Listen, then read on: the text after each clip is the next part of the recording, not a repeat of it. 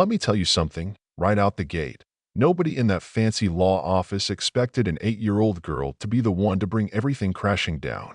But you ever seen a kid stand up in a room full of adults, clutching a birthday card like it's a shield and calling out a lie, with her voice trembling but somehow cutting through all the noise?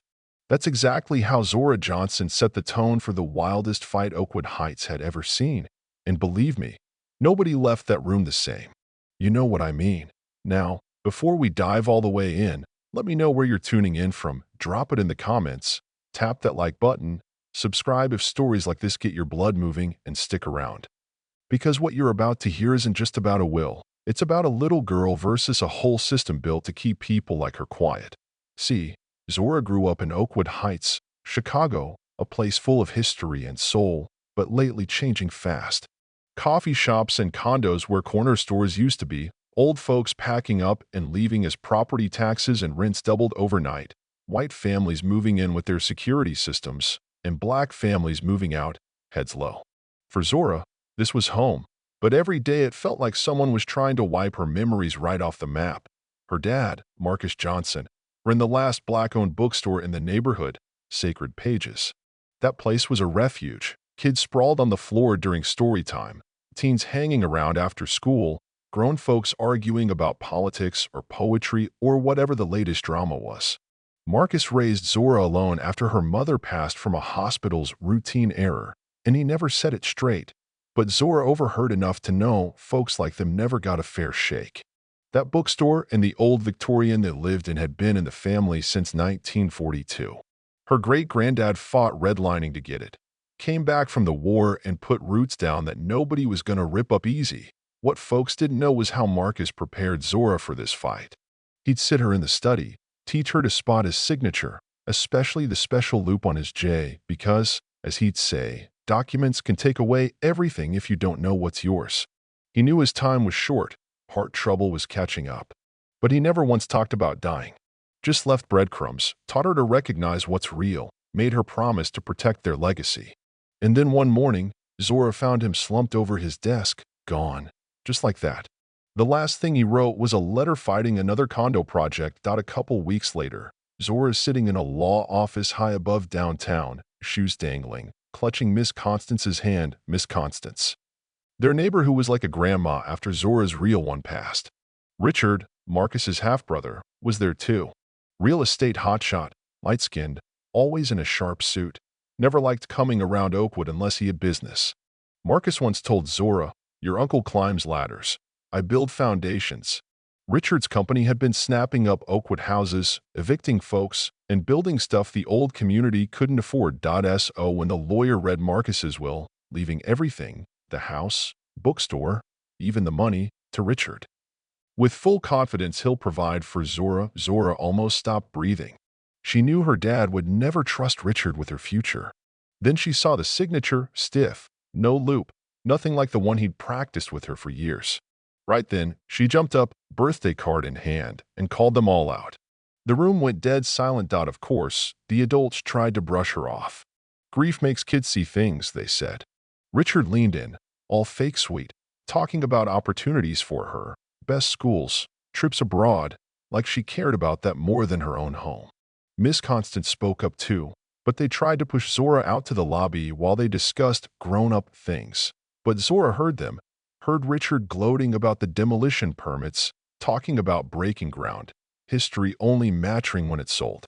When they got back to Oakwood Heights, a for sale sign was already on the lawn, neighbors whispering, some saying the fight was already lost, others just looking tired and sad. But Zora wasn't built to give up. She searched her dad's study, found a hidden journal full of notes about Richard's shady deals, accidents, legal strategies, and a trust that was supposed to protect everything.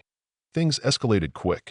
Zora and Miss Constance went to Sacred Pages and found Mr. Jackson, her dad's old friend and store manager, who'd been trying to keep an eye on things. He listened, really listened, and then took them to meet Amar Washington, a young black lawyer who grew up in Oakwood but now worked downtown. At first, Amara hesitated. Barrett, Richard's lawyer, was one of the city's top dogs. But when she saw Zora's evidence, the real signatures, the journal, the passion, she agreed to fight. Did Richard back down? Not a chance.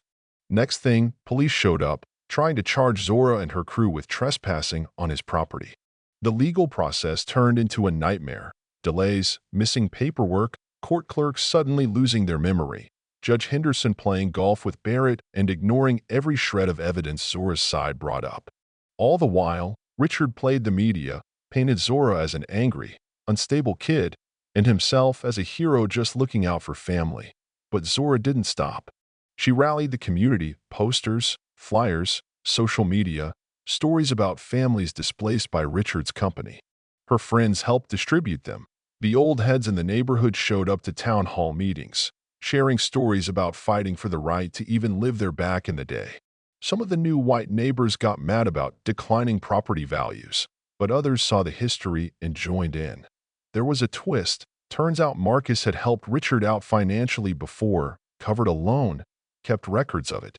Amara found 3 old court cases that proved Zora's case was strong if they could get handwriting analysis.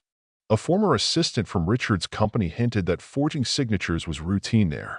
And then Dr. Chin, a forensic expert, confirmed the signature was a fake, but they needed the original will.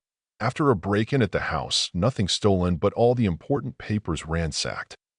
Security footage showed Richard sneaking into the bookstore after Marcus died. Still, Barrett's firm stonewalled. The real turning point came when Zora remembered the bank safety deposit box her dad mentioned in a video, his insurance. She and Amara found a new, legit will. Everything to Zora, with Miss Constance as trustee, and the property protected as a cultural landmark. Barrett tried to bury it. The bank called the police, tried to hold the documents, but Amara got enough copies for court. The new judge, Judge Gordon, an older black woman who didn't let anyone talk over her, heard all the evidence, from the handwriting expert to the financial records to Zora herself, who stood up there and told her story with more composure than most adults could muster. Even Barrett's own assistant admitted under oath that she'd seen Richard practicing Marcus's signature. Richard tried one last scare tactic, offered a settlement, threatened foster care, tried to break Zora's spirit by going after the people she loved. Mr. Jackson landed in the hospital from the stress. But a nurse, whose family Marcus once helped, gave Zora a video her dad had left just in case, reminding her that standing up for what's right always matters. In court, when Barrett tried to pull the will and get the case dismissed, Zora remembered the last hiding spot, her childhood book vault. There she found the deed. Marcus had already put the house and bookstore in an irrevocable trust for the community, locked up so tight that not even Richard could touch it. That's when Richard lost it in court, ranting about sentimentality and wasting valuable property on people who can't afford it, and for the first time, the whole courtroom saw him for who he was.